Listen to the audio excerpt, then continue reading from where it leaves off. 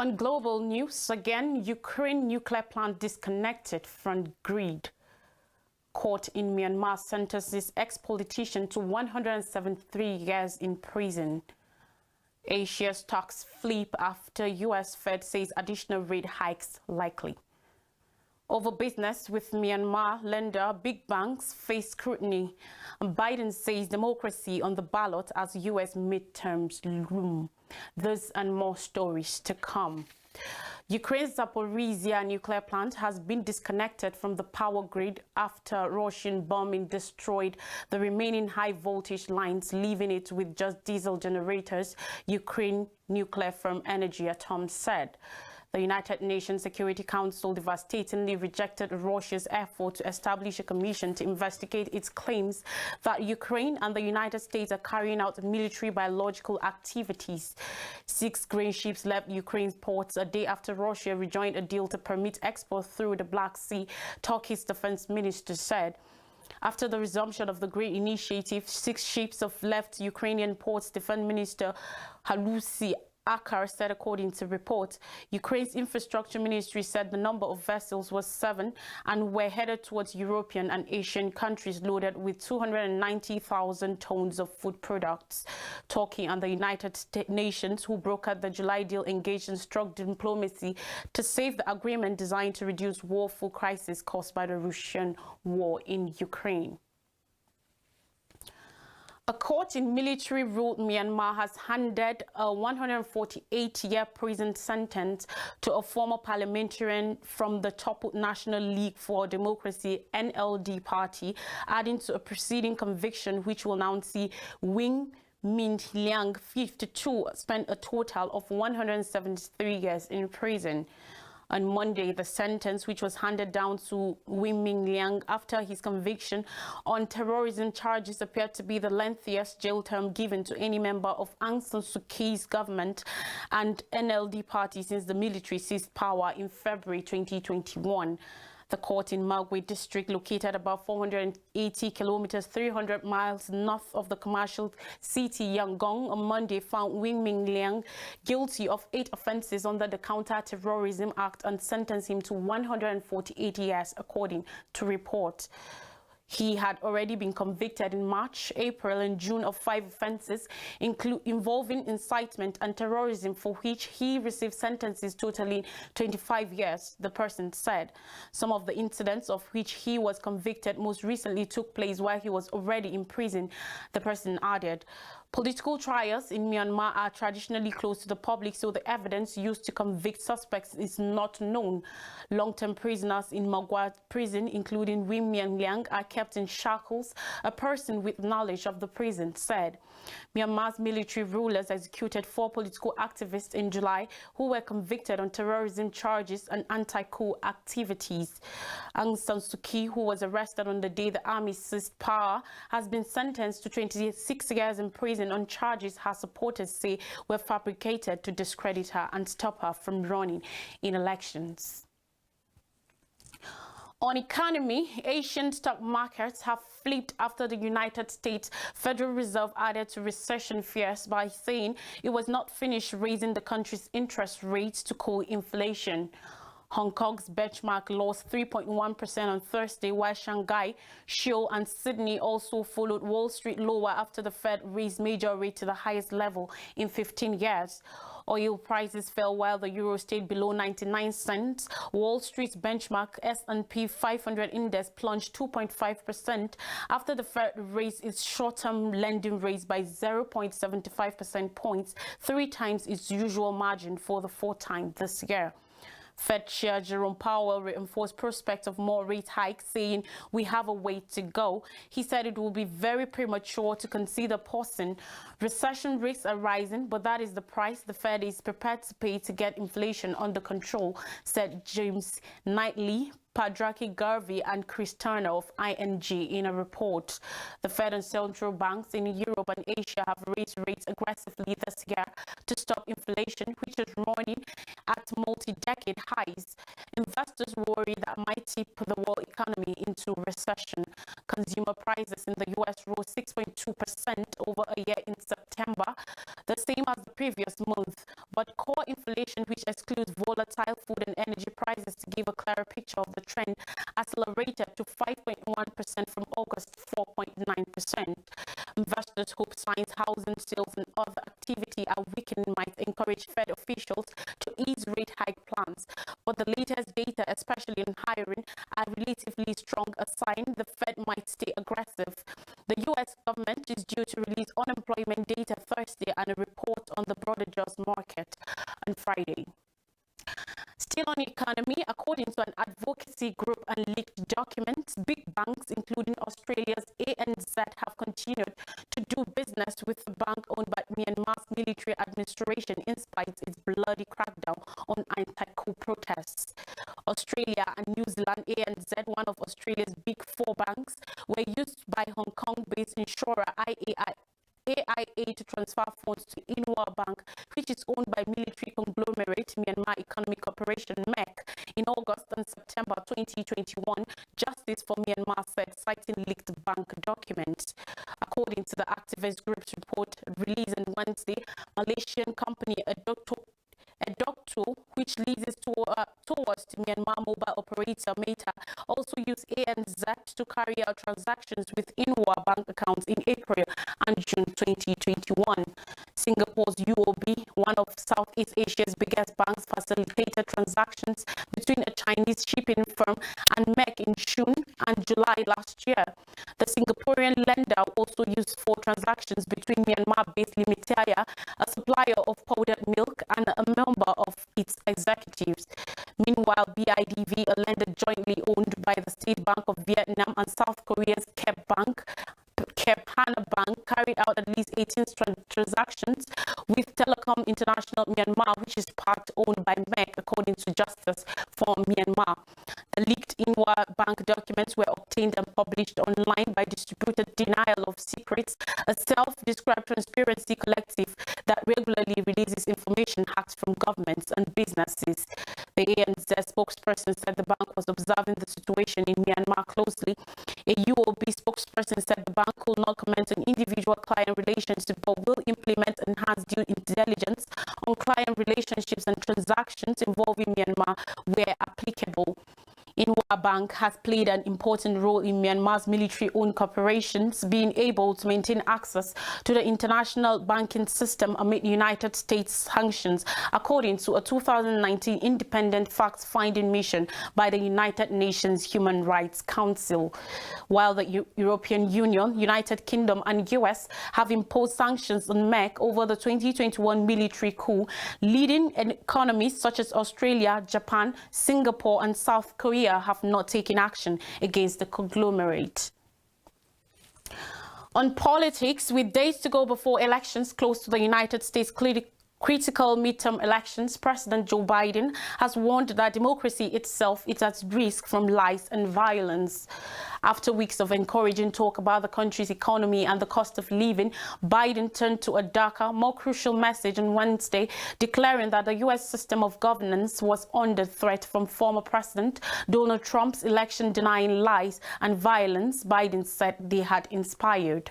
Most surveys predict Republicans are almost sure to take control of the House, with the Senate too close to call. The Democrats presently control the House with a slim majority, while the Senate is evenly split. More than 27 million people have cast their votes already.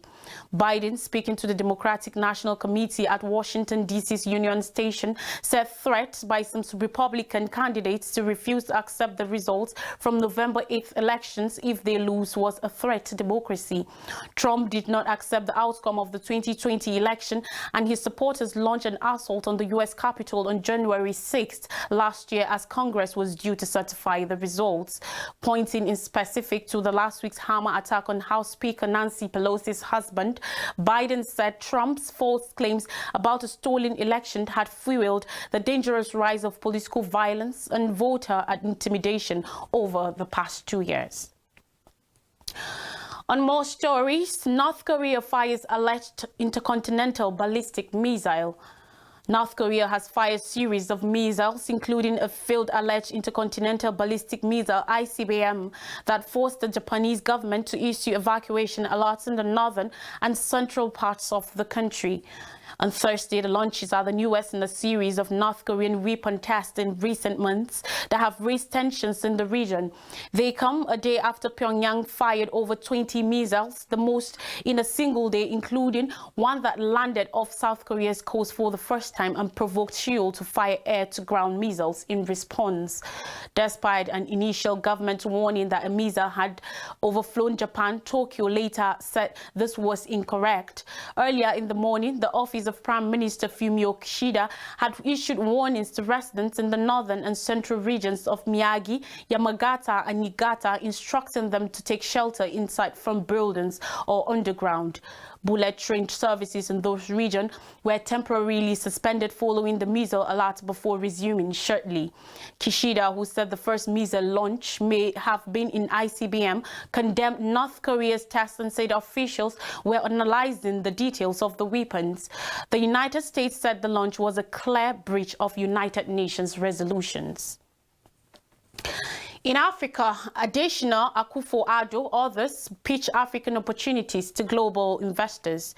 President of Ghana, Nana Akufo-Addo, his Ethiopian counterpart, Sahle-Work Zewde, and Zimbabwe's Emmerson Mnangagwa joined President of the African Development Bank, AFDB, Dr. Akinwumi Adesina, yesterday in his renewal zeal to position the continent as the frontier of global investment.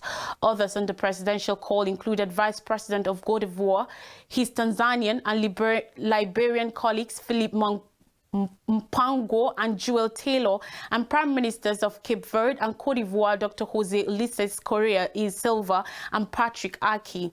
The leaders took turns to make a case for important investment inflow and justify why the region should be the destination of global capital at the ongoing African Investment Forum IAF Market Days 2022, a joint project of AFDB and 7 other partners hosted in Abidjan, the capital of Cote d'Ivoire. Adesina, as usual, passionately unfolded potentials of the continent to the global audience, restating that the future of Africa lies in investment and not aid. A new Africa, he said, is a continent that will be driven by the investment. The former Nigerian agriculture minister insisted that continent cannot be ignored as it is critical to building a sustainable global economy, and urged those who have not started investing in the region to rethink again. Adesina downplayed the poor perception about Africa as an extremely risky market, insisting perception and reality are different things. On the African Investment Forum's Market Days, he said in 4 years since the forum commenced in 2018, it has helped to mobilize $110 billion in investment interest to Africa. Government and TPLF agree on ceasefire in Ethiopia. The United Nations hails a very welcome first step, while Washington claims a major breakthrough in respect to Ethiopia's announcement of an ending of hostilities between the government and the rebels in Tigray after over a week of negotiations led by the African Union, Pretoria, South Africa. On Wednesday, the opposing side in Ethiopia announced an agreement to silence their guns after 2 years of devastating conflicts that have claimed thousands of lives and left millions needing aid in Africa's second most populous country. The surprise deal between Prime Minister Abiy Ahmed's government and Tigrayan rebels was revealed after little over a week of talks led by former Nigerian President Olusegun Obasanjo. The breakthrough was announced almost precisely 2 years to the day since the war broke out in November 2020. Today is the beginning of a new dawn for Ethiopia, for the Horn of Africa, and indeed for Africa as a whole, said African Union's mediator, President Olusegun Obasanjo. It was not instantly clear how the deal will be observed to guarantee it was executed, and there was no mention by Obasanjo of international and rebel call for Eritrea's feared army to withdraw from the battlefield. Diplomatic attempts to bring Abiy's government and the TPLF to the negotiating table had taken on transformed earnestness after combat resumed in late August, ruining a 5-month truce that had allowed limited amounts of assistance into war-stricken Tigray. They were the first official dialogue between the two sides since the beginning of the conflict that had raised worries about the stability of the Ethiopia and volatile Horn of African region. The delegations in Pretoria said it was now up to both sides to honor the agreement, while Abiy himself vowed a strong commitment to its implementation. The head of the government team, Abiy's National Security Advisor Ridwan Hussein, praised the sides for their constructive agreement to allow the country to put this tragic period to conflict behind us. Tigrayan delegation Chief Getachew Reda said they were ready to implement and expedite this agreement. The war has forced well over 2 million people from their homes and, according to U.S. estimates, killed as many as 500,000. Despite the peace process in Pretoria, intense fighting had continued unabated in Tigray, where government troops backed by the Eritrean army and regional forces waged artillery bombardments and airstrikes, capturing a string of towns from the rebels. The international community had voiced increasing alarm over the combat and the toll among civilians caught in the crossfire.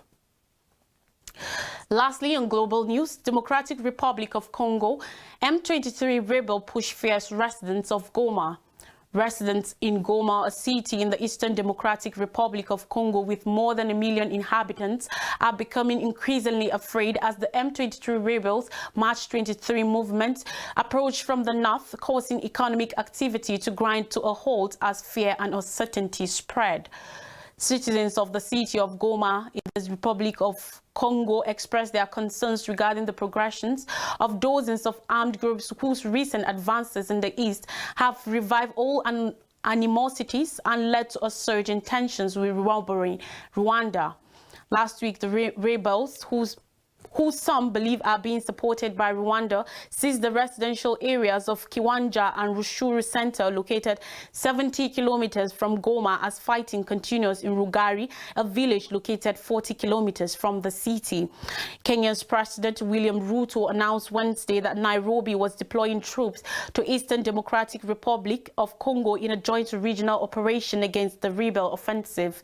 Leaders of the seven-nation East African Community EAC bloc, in which Kenya is the regional heavyweight, had agreed in April to establish a joint force in order to help restore security in DRC.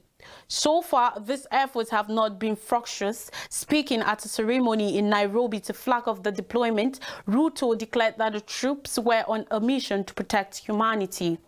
Kenya will command the force, which will also include soldiers from Burundi, South Sudan, and Uganda. Now let's take a break, and when we come back, it will be Zoom on Nigeria. Stay with us.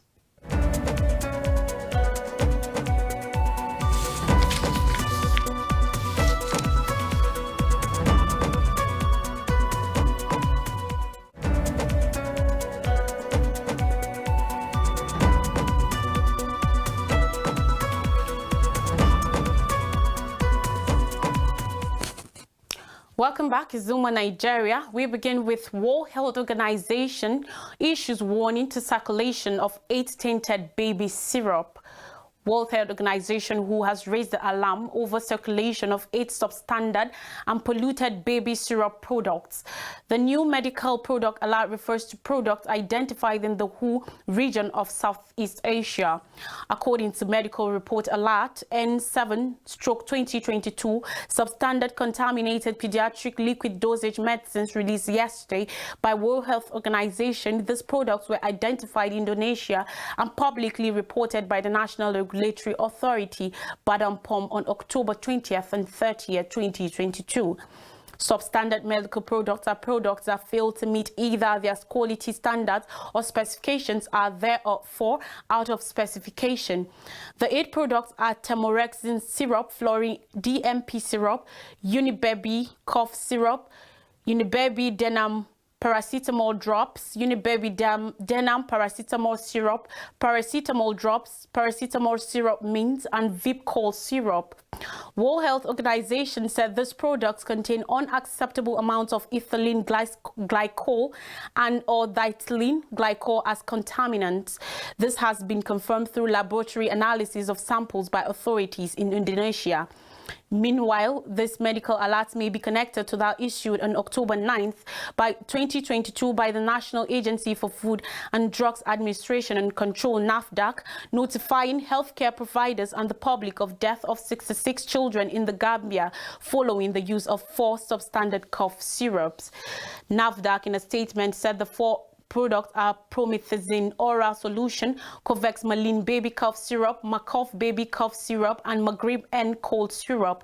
According to the agency, laboratory analysis of samples of the products confirmed they contained unacceptable amounts of diethylene glycol and ethylene glycol as contaminants. Diethylene glycol and ethylene glycol are toxic to humans when consumed and can prove fatal. Also, the International Health Regulations 2005 IHR Emergency Committee regarding the multi-country outbreak of monkeypox yesterday warned that human immunodeficiency virus, HIV, and other sexually transmitted infections, STIs, are making monkeypox even deadlier. On insecurity, terrorist attack alert, our security agencies in firm control of situation, says federal government. In the wake of worries about the possibility of a terror attack on the nation's capital, Abuja, President Muhammadu Buhari has again reassured Nigerians that irrespective of the posturing of some Western nations, Nigeria's security agencies are in firm control of all threats. The president made the declaration on Wednesday in Abuja while declaring a 3-day strategic communication conference of the 36 state commandants, provosts of training schools, and public relations officers of the Nigeria Security and Civil Defense Corps, NSCDC. Represented by his special advisor on media and publicity, Mr. Femi Adesina, the president debunked reports about rising insecurity in the country. He advised Nigerians to completely ignore the false alarm raised by some foreign nations, including the travel advisory recently issued by the United States and the United Kingdom governments, which generated palpable fear. The president, who spoke on managing conflict-sensitive information, also advised executives in public and private organizations to have confidence and grant unhindered access to persons who manage their image. Also, the Department of State Services, DSS, has again denied raiding the Trademore Estate in Abuja alongside personnel of the United States Army, saying the Nigerian Army is capable enough to partner in such operations. Director General State Services Yusuf Magaji Bichi, who was represented by Dr. Peter Ifunanya, said the service will continue to pursue its mandates without fear or favor. And finally, on Zuma Nigeria dollar crisis, EFCC arrests 87 forex dealers in Abuja, Lagos. In continuation of its offensive against forex dealers over the present dollar crisis in the country, the Economic and Financial Crimes Commission on Wednesday arrested at least 87 forex dealers in the Federal Capital Territory, Abuja, Lagos, and Kano. Reports reveal that EFCC detectives stormed several forex trading hubs in Abuja, ransacking their vaults for stash of dollars and naira.